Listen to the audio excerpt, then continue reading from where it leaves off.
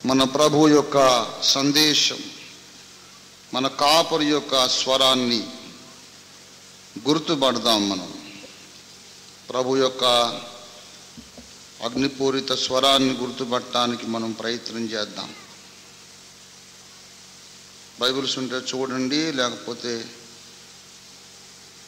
శ్రద్ధగా వినండి. 1 Corinthians 1st chapter 26th verse. సహోదరులారా, మిమ్మును పిలిచిన పిలుపును చూడుడి. మీలో లోకరీతిని జ్ఞానులైనను ఘనులైనను గొప్ప వంశము వారైనను అనేకులు పిలువబడలేదు గాని. చిన్న మాట ప్రార్థన చేసుకుందాం.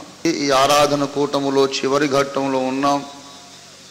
మేము లేచి మా ఇళ్లకు వెళ్ళక ముందు ఒకసారి మాకు నీ స్వరము వినాలని ఉన్నదయ్యా. మంచి కాపరిని గూర్చి మీరు మాట్లాడుతూ అన్నారు, అతడు తన గొర్రెలను దొడ్డు నుండి బయటికి నడిపించినప్పుడల్లా వాటికి ముందుగా నడుచును. గొర్రెలు అతని స్వరమును ఎరుగును అన్నావు నా ప్రభువా, నీకు స్తోత్రాలు. అన్యుని స్వరానికి అవి లోబడవు, కాపరి స్వరాన్ని గుర్తుపడతాయి అన్నావు. గనక పరిశుద్ధుడా, నీ స్వరాన్ని మేమిప్పుడు ఆశిస్తూ ఉన్నాము తండ్రి. మీరు మాతో మాట్లాడకపోతే నడవలసిన దారి ఏదో మాకు తెలియదు, అర్థం కాదు. ప్రభు, మీరు మాట్లాడి మమ్ము నడిపించమని వేడుకొనుచున్నాం. మీరు మాకు ముందుగా నడవాలి, నీ స్వరాన్ని మాకు వినబడి చెయ్యాలి. అప్పుడే ఈ చీకటి లోకంలో మేము సరిగ్గా నడవగలుగుతాం తండ్రి. నీ సేవకుడు ఒట్టివాడే. మీరు మీ దాసుని మరుగు చేసి మాట్లాడకపోతే కార్యం జరగదు. గనక నాకు మాకు నీ చిత్తము తెలియనట్లుగా మీ స్వరాన్ని, నీ అగ్ని వంటి నీ వాక్యపు స్వరాన్ని, బండను బద్దలు చేసే సుత్తె వంటి నీ స్వరాన్ని మీరు మాకు వినబడి చేసి మమ్ము ధన్యులనుగా చేయమని సకల చీకటి దురాత్మ శక్తులన్నిటి యేసునామములో బంధిస్తూ క్రీస్తు పుణ్యనామమునే వేడుచున్నాము తండ్రి. మన ప్రభు తన లేఖనములో చాలా ఆశ్చర్యకరమైన రీతిలో మాట్లాడేవాడై ఉన్నాడు. ప్రియులారా, లేఖనములు ఎరుగుట వేరు, లేఖనములో ప్రభు స్వరాన్ని నేర్చుకోవడం వేరు. చాలా మందికి లేఖనాలు తెలుసు, కానీ ప్రభు నాతో ఈ మాట మాట్లాడుతున్నాడు అనే భావన కలుగదు.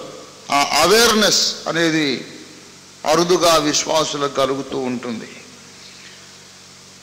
మనము లేఖనములను గూర్చిన జ్ఞానముతోనే సంతృప్తి పడక, ప్రభు నన్ను ఉద్దేశించి వ్యక్తిగతంగా ఈ గద్దింపు, ఈ సవరణ, ఈ దిద్దుబాటు ఇచ్చాడనే ఆ యొక్క ధన్యకరమైన అనుభవంలోనికి మనం వెళ్ళడానికి, ఎదగడానికి ప్రయత్నం చేద్దాం. చదివిన లేఖన భాగములో 1 కొరింథీ 1:26లో చూడుడి అనే ఆజ్ఞ మనం చూస్తూ ఉన్నాం. చూడుడి, చూడుడి, చూడండి. ఇంగ్లీష్ బైబిల్లో కన్సిడర్ అని ఉంటుంది. Consider your call. ప్రభువు మిమ్మల్ని పిలిచిన పిలుపును మీరు కన్సిడర్ చేయండి, ఆలోచన చేయండి, చూడండి.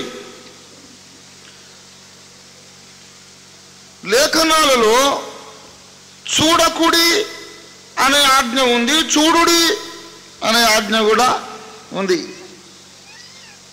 దేవుని బిడ్డలారా, మనం చూడకూడనివేమిటి, చూడవలసినవేమిటి? ఇంకా ఒక్క తునక చాలు మనకు ఒక ధ్యానానికి, ఒక అంశానికి, ఒక ప్రసంగానికి. లోతు భార్యకు దేవుడు చెప్పాడు, వెనుకకు చూడొద్దు, వెనుకకు చూడొద్దు. వెనుకకు చూచి ఆమె ఏమైపోయిందట? ఉప్పు స్తంభం అయిపోయింది. ఆమెటు లోకంలోనూ లేదు, రక్షణలో కూడా లేదు. కనుక ప్రభువునందు విశ్వాస యాత్రలో ముందుకు సాగుచున్నటువంటి విశ్వాసి వెనుకకు చూడొద్దు. చూడకూడని విషయాలు కొన్ని ఉన్నాయి. 119వ కీర్తన 37వ వచనంలో దావీదు భక్తుడు అందుకే ప్రార్థన చేశాడు, ప్రభువా పనికి రాని విషయములను, ఆత్మీయతకు నిష్ప్రయోజనమైన విషయాలను, లాభము లేని విషయాలను నేను చూడకుండానట్లు నా కన్నులను తిప్పివేయుము ప్రభువా అని భక్త దావీదు ప్రార్థన చేశాడు. చదవండి 119:37. వ్యర్థమైన వాటిని చూడకుండా, ఎంత మంచి ప్రార్థన, వ్యర్థమైన వాటిని చూడకుండా నా కన్నులు త్రిప్పివేయుము. దేవుని బిడ్డలారా, కన్నులు త్రిప్పివేయమని ప్రార్థన చేయాల్సిన అవసరం ఏముంది? నువ్వు తిప్పేసుకోవచ్చుగా. నీ కళ్ళను మేమెలా తిప్పుతామయ్యా, పట్టుకొని కనుగుడ్లు పెట్టుకొని ఇట్లా పక్కకు అడ్జస్ట్మెంట్ చేయవచ్చా? అటెందుకు చూస్తున్నావు రాని? ఏమండి, కన్నులు త్రిప్పివేయమని దేవుణ్ణి అడగాల్సిన అవసరం వచ్చిందంటే ఆ పని తనకు చేత కాలేదని అర్థం. తను ప్రయత్నం చేశాడు, నేను అటు చూడొద్దు, ఇప్పటి నుంచి చూడను, ఈ జనవరి 1 నుంచి చూడను అని అటే చూస్తున్నాడు. అటు చూస్తూ తీర్మానం చేసి ఇంకా బలంగా అటే చూస్తూ ఉన్నాడు. అట్లా ఎన్నో జనవరి 1 దాటిపోయినాయి. ఇక ఇది నా వల్ల ఏ పనిలాగా లేదు ప్రభువా, నా కళ్ళను నీవు తిప్పేనాయన, నీవు జోక్యం చేసుకుంటే తప్ప ఈ పాడు కళ్ళు అటు చూడకుండా ఉండలేకపోతున్నాయి అని ప్రార్థన చేశాడు భక్తుడు. ఏం చూస్తున్నాడు ఆయన? సినిమాలను, ఈ లోకంలోని వ్యర్థమైనటువంటి సౌందర్యాలను చూస్తున్నాడనేది ఎల్కేజీ చదువు. అది సినిమా చూడొద్దు, టీవీ చూడొద్దు అనేదంతా ఎల్కేజీ చదువు. అది అవేవి చూడకుండానే టీవీ మాని సినిమా మాని కూడా నువ్వు ఏకంగా భ్రష్టుడు అయిపోవచ్చు. మనుష్యుడు ఎందుకు భ్రష్టుడు అవుతాడంటే వీటిని చూసినందుకు కాదు, ఆత్మీయ జీవితంలో చూడనక్కర్లేని వాటిని చూసినందుకు. ఆత్మీయ జీవితంలో అక్కర్లేని సంగతులు ఉన్నాయి కొన్ని, అవి చూసినందుకు భ్రష్టుడైపోతాడు. చూడకూడని విషయాలు అంటే పట్టించుకోకూడని విషయాలు పట్టించుకున్నందుకు. మనం ఎప్పుడు కొన్ని పొరపాట్లు చేస్తుంటామండి. అవసరము లేని విషయములను పట్టించుకొనుట. మచ్చుకు ఉదాహరణకు ఓ విషయం చెబుతాను. యోహాను సువార్త 21వ అధ్యాయములో 21వ వచనం చదవండి. జ్ఞాపకం ఉంచుకోవడానికి చాలా సులభమైన రెఫరెన్స్. పేతురు అతనిని చూచి, ప్రభువా ఎంత అందంగా అడుగుతున్నాడో, ఎంత ముద్దుగా చూడండి, ఎంత ముద్దుగా అడుగుతున్నాడు. ప్రభువా అతని సంగతి ఏమిటి అంటే యేసయ్య ఏమన్నాడు? వాని సంగతి ఏమంటే ఇదన్నమాట అని ముచ్చట వేసుకొని కూర్చోలేదు. ఏమన్నాడు? అతడు నాకు ఇష్టమైతే అది నీకేమి. పేతురు పొరపాటు చేశాడు. ప్రభువా నా సంగతి ఏమని అడగాలి, నీ ప్రణాళిక సంగతి ఏమిటని అడగాలి, నా బ్రతుకులోని చిత్తం ఏమిటని అడగాలి, నా నడక నీ దృష్టికి ఎలాగుంది, నచ్చిందా లేదా అని అడగాలి, నా ఆత్మీయ అందచందాలు నచ్చినాయా, నా ఆత్మీయ ఎదుగుదల నీకు నచ్చిందా, నేను ఏం చెయ్యాలి, నా పట్ల నీ సంకల్పం ఏంటి, నా సంగతి ఏంటని అడిగే బదులు అతని సంగతి ఏంటంట. ఆయన సంగతి నీకెందుకు? నాకు ఇష్టమైతే వాడిని నేను వచ్చేదాకా బతికించుకుంటాను, లేకపోతే ఇప్పుడే సంపి బొంద పెట్టుకుంటాను, సంపి మళ్ళీ లేపుకుంటాను, నా ఇష్టం, నీకెందుకు అంటే అతని సంగతి ఏమిటని అడుగుట పేతురుకు కేవలం అనవసరమైన విషయం. గద్దించాడు. అది నీకెందుకు? ఆ ప్రశ్నే తప్పు. ఒక సిస్టర్ చెప్తుంది నాకు, నేను ప్రార్థన చేస్తే దేవుడు నాకు అందరి సంగతి చూపిస్తున్నాడంట. ఎంత అండగా చెప్పావు తల్లి. పోయిపోయి నాకు మళ్ళీ నేను ఈ ప్రవచనాలలో వీటిలో ముదిరి వచ్చా. నేను ఎప్పుడు చెబుతా ముదురు పెంతుకోస్తా అంటే నేనే, నాకంటే పెంతుకోస్తాడు ఎవ్వరు లేడు భూమి మీద. పరిశుద్ధాత్మ పొంది భాషలు మాట్లాడబట్టి ఇప్పుడు 31 సంవత్సరాలు. ఏమండి నాకు చెప్పు, దేవుడు అంటే అందరి పాపాలు చూపిస్తాడంట, వాడు దయ్యం అని చెప్పినాను నేను. దేవుడు ఇగో ఆమె తప్పు చేసింది, ఈమె తప్పు చేసింది అని ఈమెకి ఇదే పని అంట. ఎప్పుడో ఒకసారి కాదు, దావీదు సంగతి నాతానుకు చెప్పినట్టు పోయి గద్దించమన్నట్టు కాదు.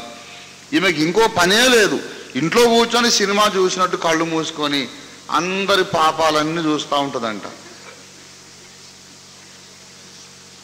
ఓ పిచ్చిమొఖమా, నీకేమి క్షేమాభివృద్ధి? ఆ పాపం చేసినోడు వాడు మళ్ళా క్షమాపణ చెప్పుకొని మళ్ళీ నడుస్తూ ముందుకు సాగుతూ ఉంటాడు, కానీ ఈయన అదే సినిమా చూస్తుంటాడు.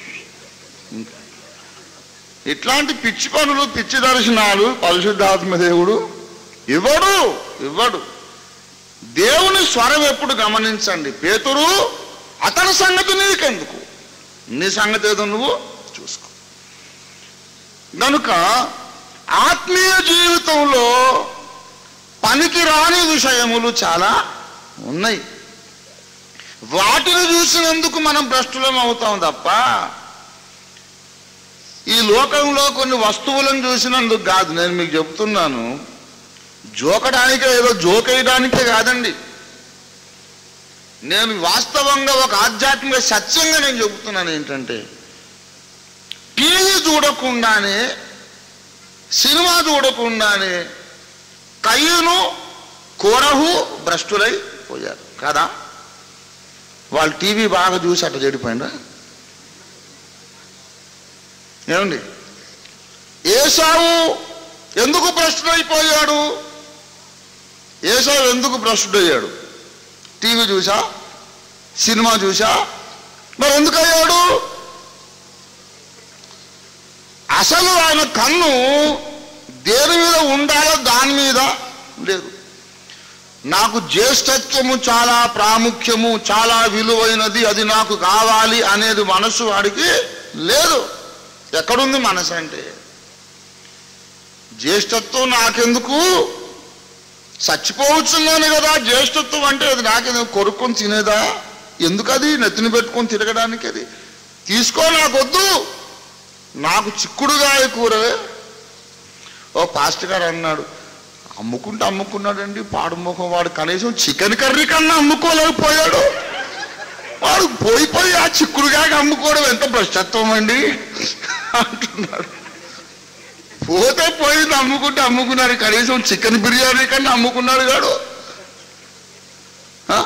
చిక్కుడుగాయ కూరంట, పాడుముఖం వాడు అని తిట్టుకుంటాడు.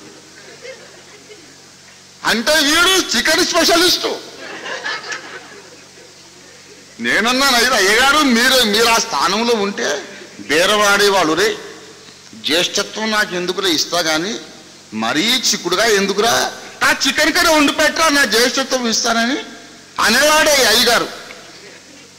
ఏమండి, జ్యేష్ఠత్వం అనేది దానికి విలువ కట్టడానికి చిక్కుడుగా కూర సరిపోతుందా? సరిపోదు. మరి ఏం సరిపోతుంది? చికెన్ కర్రీ సరిపోతుందా? మరి ఏం సరిపోతుంది?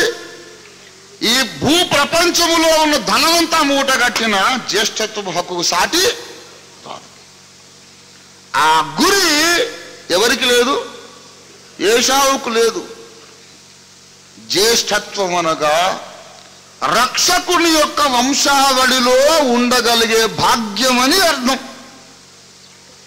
మెస్సియాకు, రక్షకునికి నేను ముత్తాతను. అయితే ఎంత భాగ్యం అండి! జ్యేష్ఠుడు అంటే అదన్నమాట. అది నాకు కావాలి. ఎట్లా, ఎప్పుడు కొట్టేద్దామో, దొంగతనంగానో, మోసం చేసో, మాయ చేసో, ఎలాగో ఒకలాగా నేను ఆ లైన్లోకి రావాలి. ఏ లైన్లోకి? జ్యేష్ఠుల వరసలోకి రావాలి.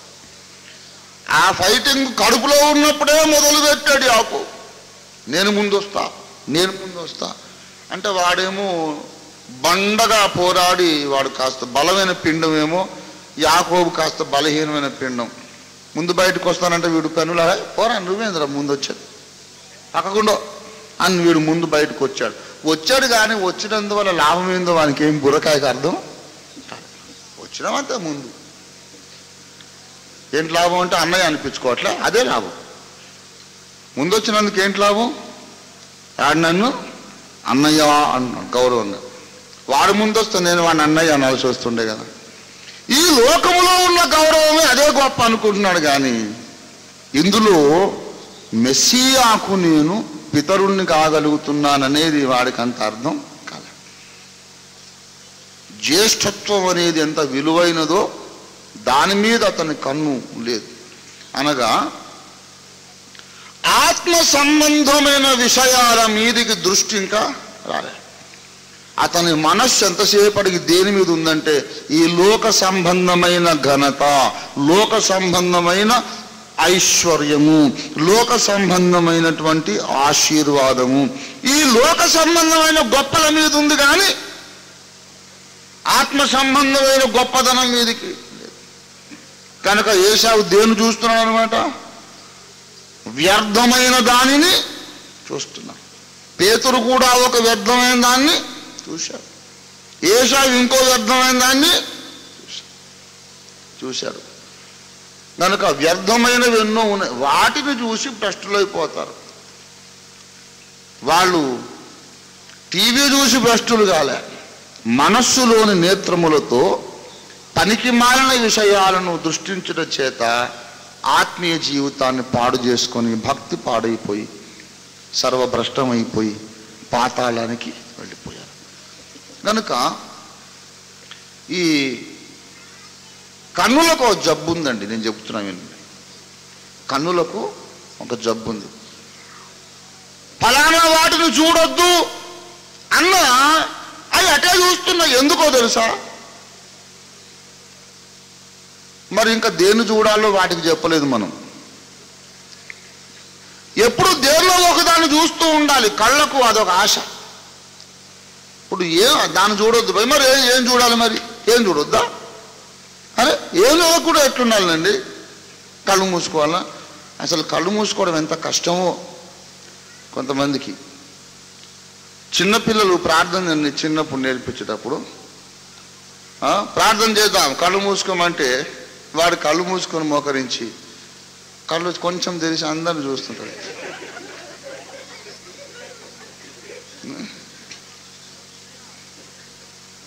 కొంతమంది పిల్లలు చూస్తే వాడు అంత పాస్టర్ గారు వాళ్ళ అమ్మ వాళ్ళ డాడీ కళ్ళు అనగానే కళ్ళు పెట్టుకో ఇట్లా స్తోత్రం అందరు ఇట్లా చూస్తారు. లేకుంటే ఒకటి మూసి చూస్తాడు ఇట్లా. రెండు మూసుకుంటే ఎట్లా సార్? ఒకటి మూసుకోమంటే మూసుకుంటా, కానీ రెండు మూసుకుంటే బోర్ కావడంలో ఏం కనబడుతుంది? చీకటి అంతా అస్సలు బాగోలేదు. కంటికి దాన్ని చూడొద్దు అన్నప్పుడు ఇంకా దేన్నో ఒకదాన్ని, ఈ కళ్ళు దేన్నో ఒకదాన్ని చూచుటలో బిజీగా ఉండకపోతే పనికి మాలిన వాటిని చూస్తాయి. గనుక లోతు భార్యకి ఏం చెప్పాడు? వెనుకకు చూడొద్దు. పేతురికి ఏం చెప్పాడు? ఇంకోటి విషయం పట్టించుకోవద్దు. ఏశావులో ఏం నేర్చుకున్నాం మనం? ఈ లోక సంబంధమైన ఘనతలను చూడొద్దు. చూడకూడని పనికి మాలిన విషయం. మరి వాటిని చూడొద్దంటే మరి వేటిని చూడాలి? ఆత్మీయ కళ్ళతో వేటిని చూడాలి? కొన్ని విషయాలను చూడాలి. చూడవలసిన విషయాలు మనం కొన్ని నేర్చుకుందాం. ఎన్నో ఉంటాయి, ఎన్నో ఉన్నాయి, అదొక అంతులేని సాగరం. దాని కొన్ని విషయాలు మనం పరిశుద్ధాత్మ మనకి ఏమి నేర్పించదలుచుకున్నాడో ఆయన చిత్త ప్రకారం చకచక కొన్ని సంగతులు చూద్దాం. భ్రష్టత్వమునకు దారి తీయకుండునట్లు, వ్యర్థమైన వాటిని చూడకుండునట్లు విశ్వాసి నిరంతరము అంతర్నేత్రములతో చూచుచూ ఉండవలసిన విషయములు ఏమిటనగా, ప్రప్రథమముగా దేవుని బిడలారా చూడుడి అన్నాడు. చూశారు? ప్రప్రథమముగా మనం చూడవలసిన విషయం ఏంటంటే ఒక వ్యక్తి. హెబ్రీ పత్రిక 7వ అధ్యాయము 4వ వచనం చకచకా చదవండి. ఇతడు ఎంత ఘనుడో, consider how great he is. ఇతడెంత ఘనుడో చూడుడి. ఎవరాయన అంటే దైవ కుమారుడు. ఎవరాయన? తండ్రి లేనివాడు, తల్లి లేనివాడు, జీవిత కాలానికి ఆది జీవనమునకు అంతమైనను లేనివాడు, వంశావళి లేనివాడు, దేవుని కుమారుడు. ఆయన ఎంత ఘనుడో చూడుడి. మన కన్నులు మన ఆత్మీయ అంతరంగపు ధ్యానం నిరంతరము మన ప్రభువైన యేసునాథుని వ్యక్తిత్వము మీద, ఆయన గొప్పతనము మీద, ఆయన రూపురేఖల మీద లగ్నమై ఉండాలి. ఆయనను మనం ఎల్లప్పుడూ ధ్యానం చేస్తూ ఉండాలి. అతడెంత ఘనుడో చూడండి, అతడెంత ఘనుడో చూడండి. యేసు ప్రభు వారిని మనం అందుకే హెబ్రీ పత్రిక 12వ అధ్యాయం 1వ వచనంలో కూడా చెప్పాడు కదా. ఏమని చెప్పాడండి? ఇంత గొప్ప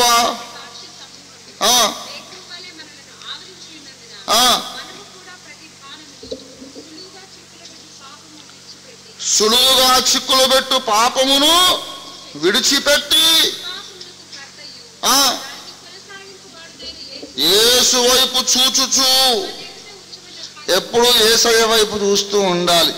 కళ్ళు అక్కడ బిజీగా ఉంటే మరి వాని సంగతి ఏంటి, వదిలేసి వచ్చిన సోదమ సంగతి ఏంటి అని ఈ పనికి మాలిన తలంపులు రావు. ఆయన మీద గురి నిలుపాలి. అపొస్తలుల కార్యాలు 2వ అధ్యాయములో దావీదు భక్తుని సాక్ష్యం చెప్పాడు. 25వ వచనం చూడండి, 2:25. ఆయనను గూర్చి దావీదు ఇట్లనెను,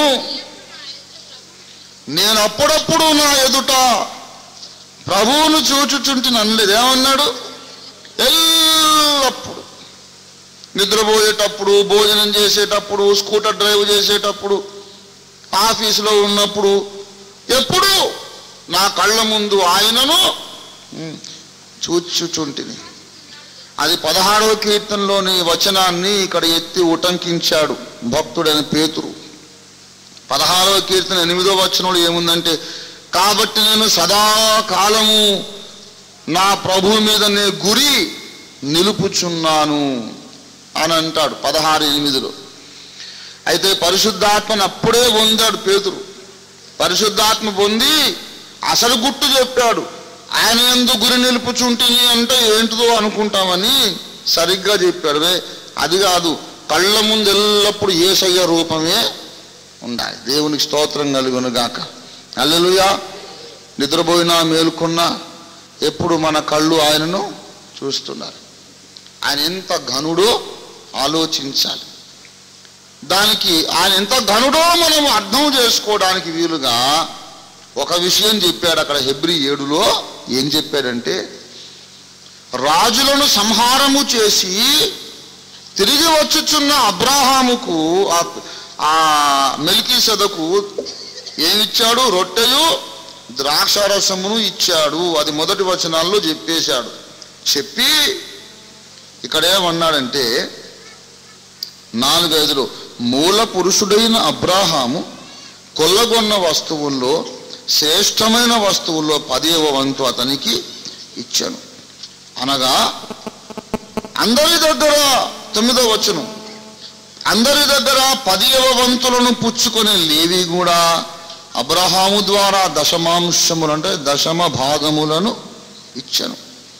ఎలాగనగా మెల్కీసెదెకు అతని పితరుని కలుసుకున్నప్పుడు అతని పితరుని గర్భములో ఉండెను. లేవి తన పితరుని గర్భములో ఉండెను. ఒక చిన్న సంఘటన చెప్పాడు. అబ్రహాం వచ్చాడు, మెల్కీసెదెకు, ఓ సమాధానపు రాజా, సర్వోన్నతుడగు దేవుని యాజకుడా, ఇదిగో దశమ భాగాలు పుచ్చుకోమని అబ్రహాము మెల్కీసెదెకు ఇచ్చాడు. ఇస్తున్నప్పుడు అబ్రహాము గర్భములు ఎవరున్నారంట? లేవి ఉన్నాడు. ఆ తర్వాత 500 ఏళ్ళైన తర్వాత ఈ లేవి గోత్రీకులు ఇశ్రాయేలు వారి 12 గోత్రాల నుంచి ఈ లేవి గోత్రికులు ఏం చేశారు? దశమ భాగములను పుచ్చుకున్నారు. అందరి దగ్గర దశమ భాగాలు పుచ్చుకునేవాడు ఇప్పుడు ఇంకొక ఆయనకు దశమ భాగాలు. అంటే అందరూ కలిసి లేవిని యాజకుడా అని గౌరవిస్తుంటే ఆ యాజకుడే ఈయనను నా యాజకుడా, నా తరఫున ప్రధాన యాజకుడా అని గణపరుస్తున్నాడు.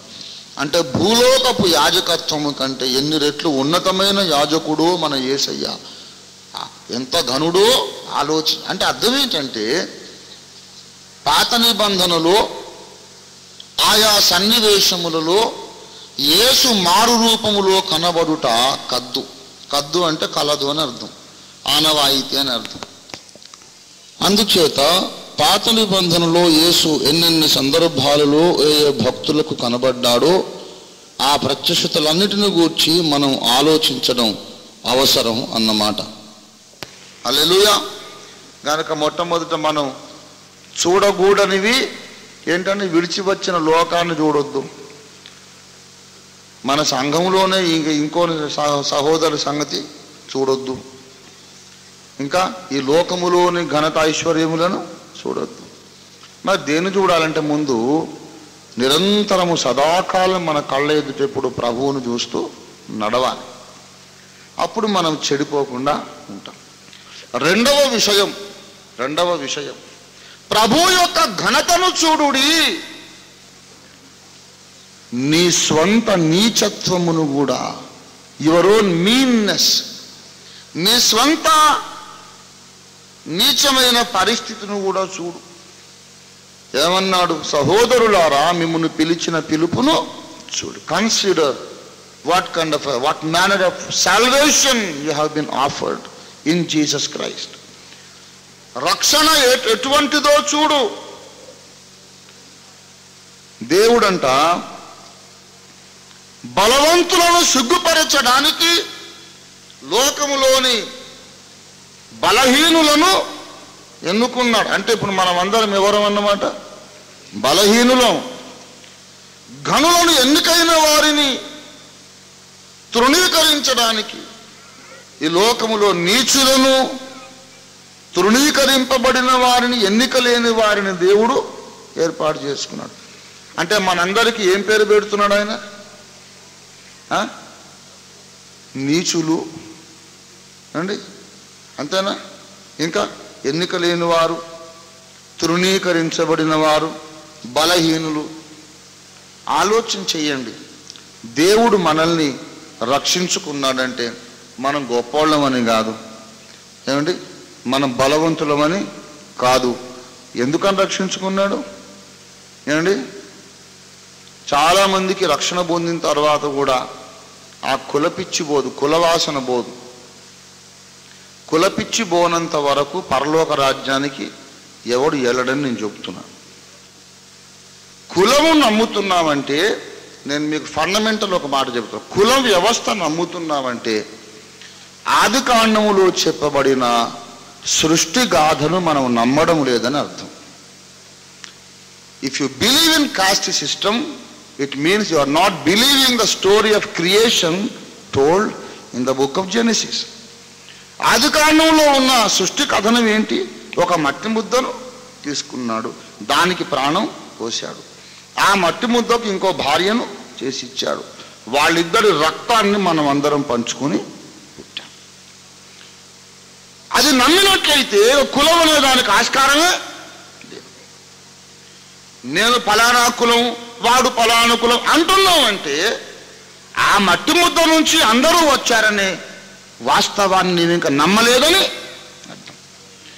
బైబిల్లోని మొదటి 2 పేజీలనే నమ్మలేదే, ఇక నువ్వేం క్రైస్తవుడివి? Anyone who believes in caste system is not believing the story of creation, because it is impossible to believe both the things at once.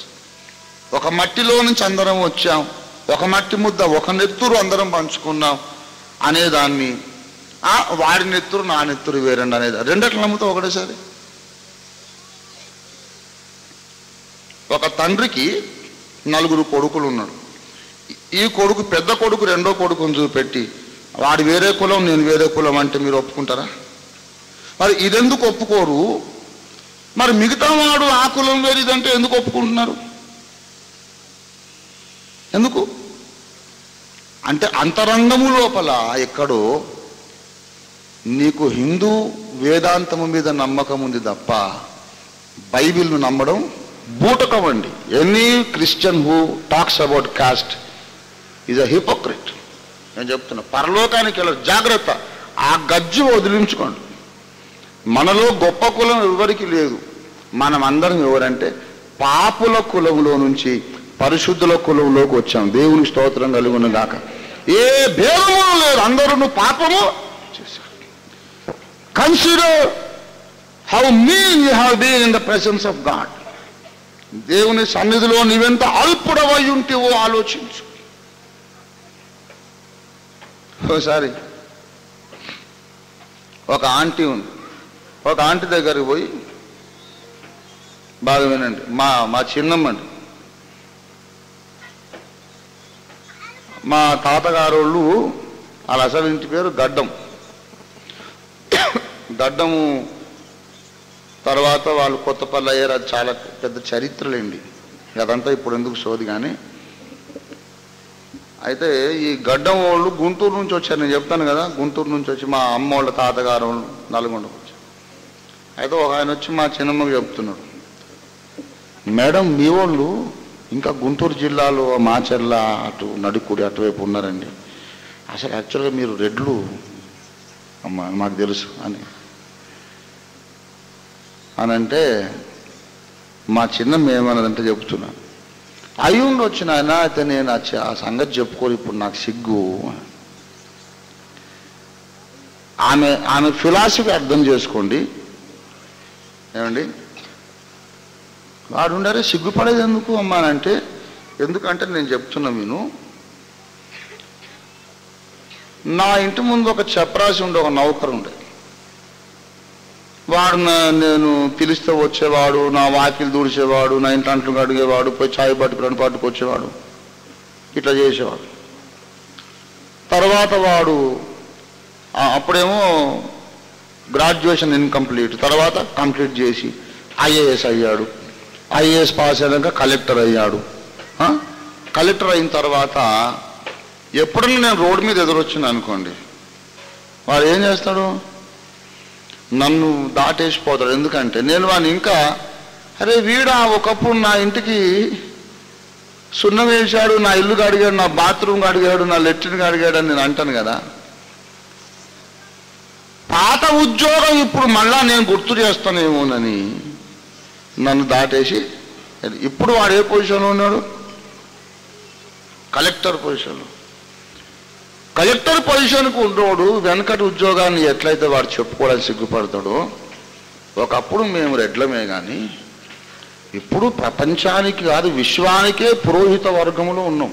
Top rank ఇప్పుడు వచ్చింది మాకు. ఇక పాత ఉద్యోగం మాకు సిగ్గైతుందన్నా మేము చెప్పుకోమన్నదట. మీకు అర్థమైందా? అంటే క్రీస్తునందున్నటువంటి పదవి ఎంత ఘనమైనదో ఆలోచన చేయండి. చెప్పుకోవద్దని కాదు, చెప్పుకోవచ్చు, నేనే చెప్తుంటా. ఎందుకంటే సాక్షార్థం ఒక అవకాశం దొరుకుతుంది. చెప్పుకోవడం తప్పని అనడం లేదు, మన హృదయములో మాత్రం ఆ భావన ఉండాలి. మంచిగా నేను ఫలానా రెడ్డి అండి, ఫలానా కోమటి అండి, ఫలానా పద్మశాలి ఎందుకు చెప్తామంటే అన్యులకు సాక్షార్థం, అన్యులకు సాక్షార్థం. కానీ మన హృదయంలో కులమును ఘనమైనదిగా ఎంచకూడదు. I'm very clear in my teaching. మేము ఫలానా వాళ్ళ ఎందుకు చెప్పుకోవాలి, సిలువను ఎత్తి చూపడం కొరకు తప్ప మరొకందుకు చెప్పకూడదు. అయితే దేవుని కుటుంబం లోపల మనమందరం ఎవరని చెప్పండి, ఒక రక్తము పంచుకు పుట్టిన అన్నదమ్ములో ఒక్క చెల్లెండ్రం. అసలు మానవ జాతిలో కులం అనేది ఉన్నదా? లేదు. నేను మూర్ఖురాజా కథ చెప్తా కదా, వాడేదో ఒంటి మీద బట్టలు ఉన్నాయి అనుకొని సోకులు పడుతున్నాడు, కానీ అసలు ఏం లేవు. అబ్బా అందరూ వాడిని పట్టుకొని, అబ్బా ఏం రంగు, ఏం బట్ట, అబ్బా ఏం బాగుందంటే, అదే నాకేమో కనపడదు, వీటందరూ బాగుంది అంటున్నారు. ముందే చెప్పారు ఏంటంటే అది మూర్ఖులకు ఆ బట్టలు కనపడవు, మేధావులకే కనపడతాయి అని ముందు నేర్పించారు. వీడుండి నాకేం కనపడడం లేదంటే వాళ్ళు ఏమనుకుంటారు? వీడు మూర్ఖుడు అనుకుంటారు. కనబడుతుంది అంటేనే వాళ్ళు ఏమనుకుంటారు? వీడు కూడా మేధావే అనుకుంటారు. కనుక వానికి ఏం కనపడడం లేదు, కానీ ఒట్టు మొత్తం పరివాతలు నిలబడ్డారు, మొత్తం నగ్నంగా. అందరుండి అబ్బా ఏం బట్టలన్నా భలే ఉన్నాయి అని అంటే బాగున్నాయి కాదు. మరి ఏమనుకున్నావు? చందన బ్రదర్స్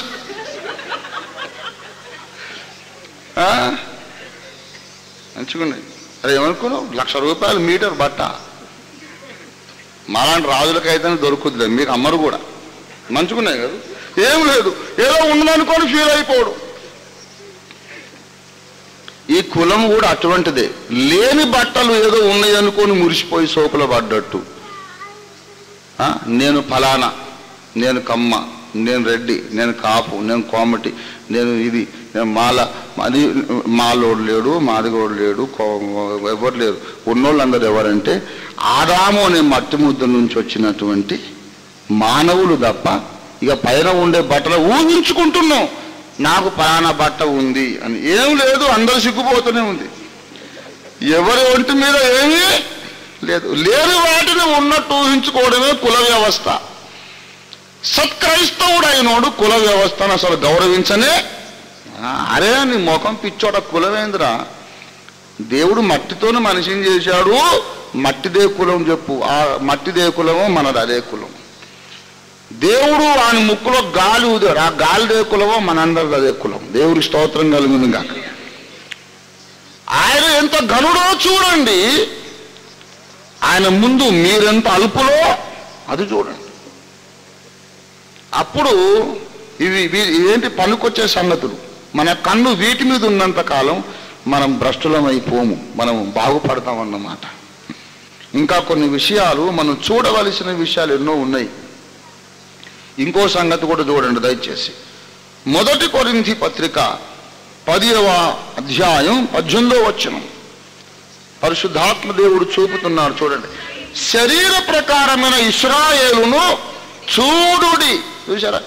చూడుడి చూడుడి చూడుడి. అతడెంత ఘనుడో చూడుడి. ఆయన మన ప్రభు అయిన యేసు ఎంత ఘనుడో చూడుడి. మిమ్మును పిలిచిన పిలుపు ఎటువంటిదో చూడుడి. ఇక్కడ శరీర ప్రకారమైన ఇశ్రాయేలును చూడండి. ఎందుకు చూడాలి? ఎందుకు చూడాలంటే వారిని చూసినప్పుడు దేవుని యొక్క కోపము, దేవుని క్రమశిక్షణ, దేవుని యొక్క శిక్ష, దేవుని ప్రేమ, దేవుని పోషణ, దేవుడు తన ప్రజలను నడిపించే విధానం మనకు అర్థమవుతుంది. ఇశ్రాయేలు చరిత్రను ఎక్కువ మనము స్టడీ చేయాలి. ఎందుకు స్టడీ చేయాలంటే అదే అధ్యాయం 11వ వచనంలో అన్నాడు, వారికి ఏమేమి సంభవించను అవన్నీ దృష్టాంతములుగా వారికి సంభవించి యుగాంతమందున్న మనకు బుద్ధి కలుగుటకై వ్రాయబడిన. ఇశ్రాయేలుకు ఏమండి ఏమేమి జరిగనో అవి ఎందుకు రాయబడ్డాయి? మనకు బుద్ధి కలుగుట కొరకు వ్రాయబడ్డాయి. అంటే వ్రాయబడంగానే మనకు బుద్ధి కలుగుద్దా? మరి బుద్ధి ఎప్పుడు కలుగుద్ది? వ్రాయబడిన వాటిని మనము ధ్యానించవలెను. ఇశ్రాయేలు చరిత్రను మనం ధ్యానం చేయాలి. 6వ వచనం చూడండి. వారు ఆశించిన ప్రకారము మనమును చెడ్డవాటిని ఆశించకుండునట్లు ఈ సంగతులు మనకు దృష్టాంతములుగా ఉన్నాయి. వారు సణిగి సంహారకుని చేత నశించి. అంటే వాళ్ళని చూస్తే మనకేమర్థమైంది? సణుగుట అనేది దేవునికి ఇష్టము లేని ఒక ఘోరమైన పాపము. ఏమండి? చెడ్డవాటిని ఆశించకూడదు. ఆశిస్తే దేవుడు దెబ్బ కొట్టకుండా ఊరుకోడు. ఐగుప్తు నుండి బయటికి తెచ్చినంత మాత్రాన గ్యారంటీగా కనానుకు పోతామనే గ్యారంటీ ఏమీ లేదు. త్రోవ మధ్యలో దేవుడు వారిని మళ్ళీ సంహరించను. గనక రక్షణ పొందిన మనము భయముతో వణుకుతూ మన రక్షణ కాపాడుకోవాలి, కొనసాగించుకోవాలి. ఈ విషయాలు మనకి ఎప్పుడు అర్థమవుతాయి? ఆత్మీయ జీవితంలో భయం ఎప్పుడు వస్తుంది, వణుకు ఎప్పుడు వస్తుంది, జాగ్రత్త ఎప్పుడు వస్తుంది? ఇశ్రాయేలును మనం చూచినప్పుడు, శరీర ప్రకారమైన ఇశ్రాయేలును చూడండి. ఆయన ఎంత ఘనుడో చూడండి, మనం ఎంత నీచులమో చూడండి. ఆత్మీయ యాత్ర ఎంత కత్తి మీద సామో చూడండి. లోగడ దేవుడు తన ప్రజల్ని ఎలా నడిపించాడో మీరు చూడండి. ఇగో ఇవి చూడండి. వాటిని చూడకూడి అనంగానే ఆ ప్రసంగం ఫలించదు. ఎందుకంటే చూడొద్దన్నావు కానీ మరి ఏం చూడాలని చెప్పలేదు కాబట్టి మళ్ళీ వాటిని చూడవలసి వచ్చింది. కనుక ఇప్పుడు ప్రభు సంపూర్ణం చేస్తున్నారు తన ఉపదేశాన్ని. వాటినేమో చూడకూడదు, వీటినేమో మనం చూడాలి. దేవుని స్తోత్రం కలుగును గాక. హల్లెలూయా, హల్లెలూయా. ఇంకా అనేకమైన విషయాలు ఉన్నవి దేవుని బిడ్డలారా. దానియేలు ప్రవక్త చూశాడు, ఇంకను నేను చూచుచుండగా అంటాడు. దయచేసి దానియేలు గ్రంథం చూడండి. బైబిల్ చాలా అద్భుతమైనటువంటి గ్రంథం అండి. దేవునికి స్తోత్రం కలుగును గాక. 8:7 చూడండి. దానియేలు 8:7. ఆ మేకపోతు పొట్టేలును కలుసుకొని ఆ మిక్కిలి రౌద్రము గలదై నేను చూడగా 5 చూడండి. నేను ఈ సంగతి ఆలోచించుచుండగా,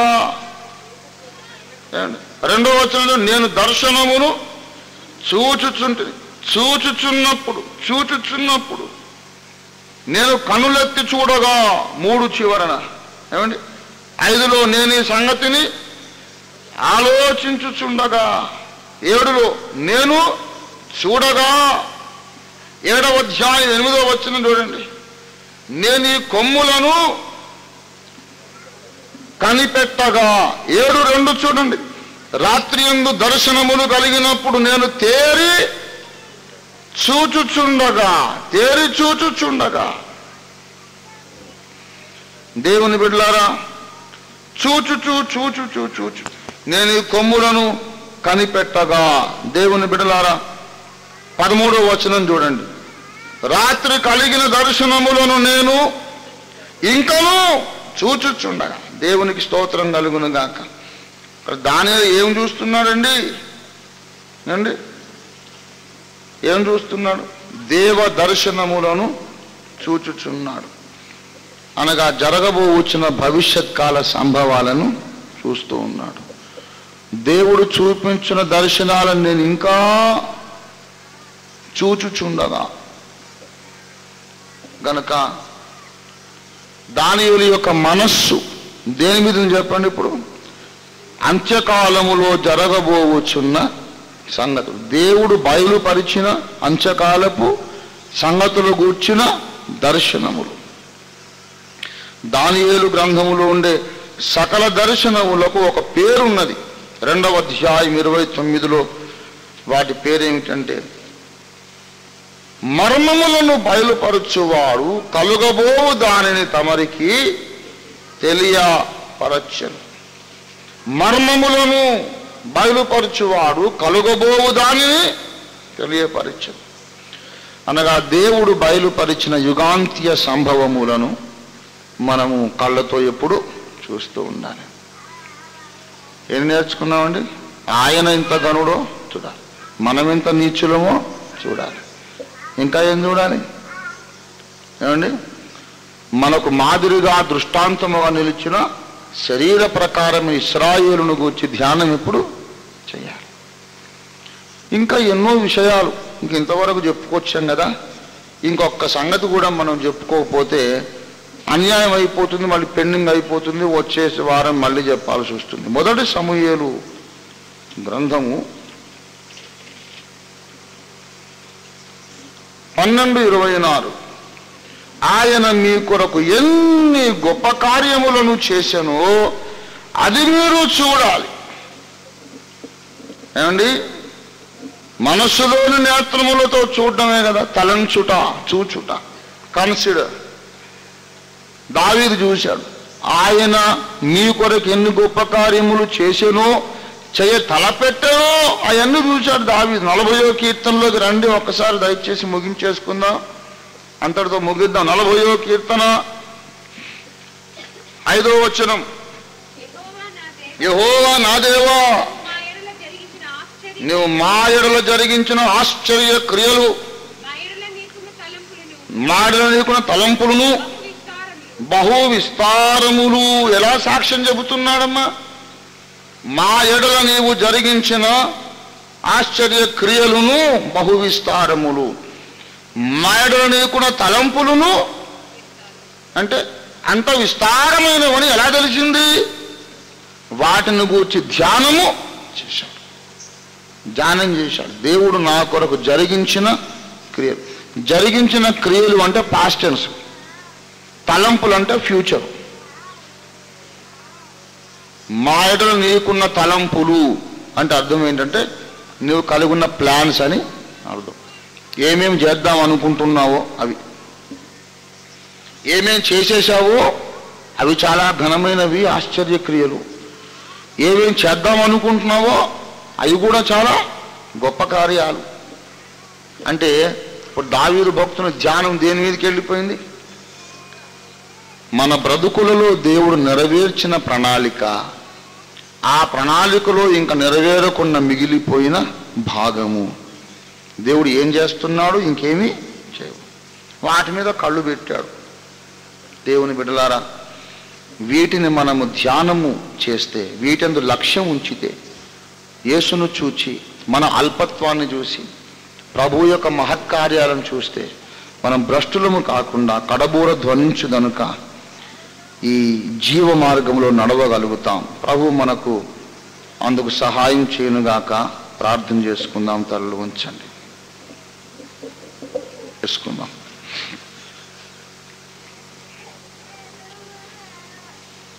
ప్రార్థన.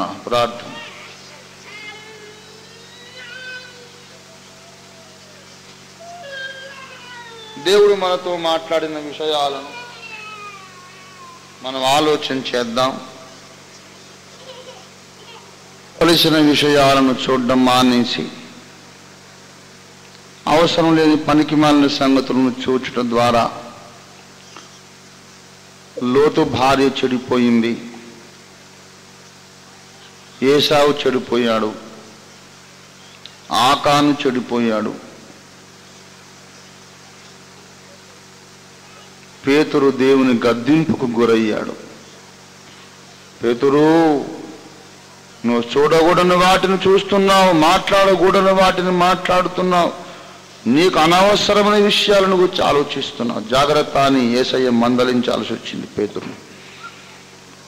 దేవుని కృపను బట్టి పేతురు దిద్దుకున్నాడు, మళ్ళీ బాగుపడ్డాడు, సరిపడ్డాడు.